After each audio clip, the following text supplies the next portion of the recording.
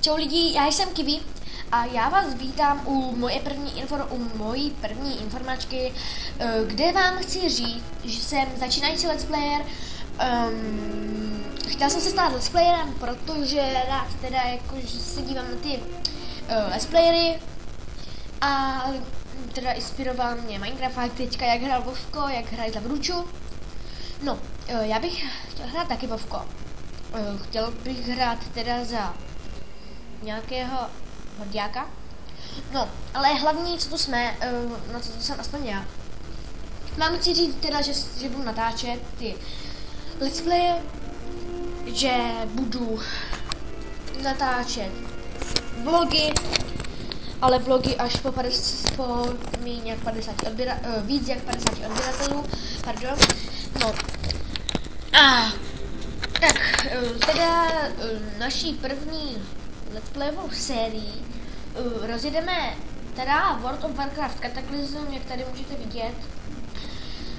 Chci se dát za nějakého teda hrdiáka, měl by to být teda troll, a nebo, ne, spíš, pardon, Undead, mělo by to být Undead a dal bych si třeba tady Huntera,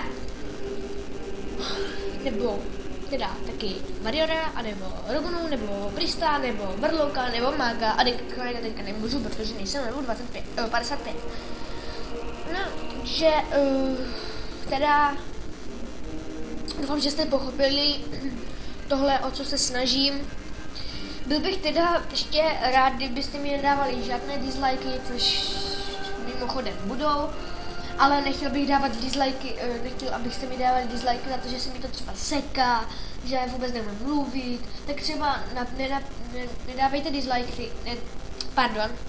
nedávejte dislikey a radši to napište do komentářů, co vám vadí, jak bych se měl třeba teda zlepšit.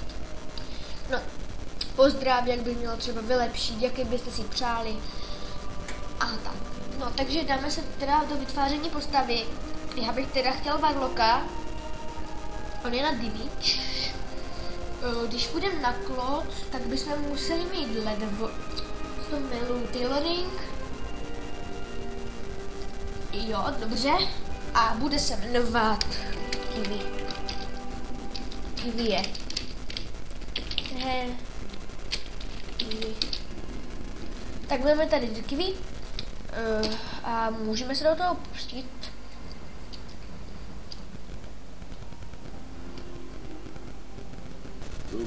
No, takže tady mám ukázku, já vám ji nechám puštěnou a ještě budu ticho. Betrayed by Grand Apothecary Tutrus at the Battle of Rathdrum, the Forsaken's devious plague of death was unleashed upon both the Alliance and the Horde, the calamitous.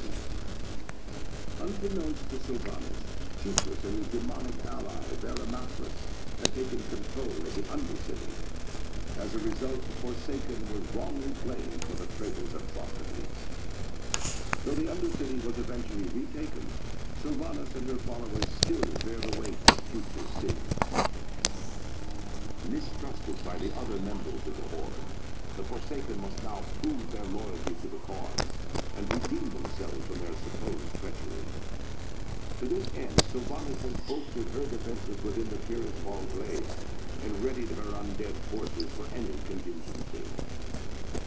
As one of the Forsaken, you must use your cunning and viciousness to slay any who would pose a threat to Sylvanas' rule, be they human, undead, or otherwise. No tak teda jsme v téhle hře. Tak. Wow, já nemám nějak velké lagy. Na rozdíl na tebe, cečku, mám velké lagy. No, super, tak já tady vezmu quest. A odevzdám ho a já bych se s váma chtěl rozloučit. Byl bych teda rád za pochopení na mě, tak teda ještě dneska se uvidíme, jestli teda mě sledujete, tak ještě dneska se uvidíme, protože natočím další díl tady z World of Warcraftu, Kataklysmu a můžete se těšit, co chcete, prostě čau.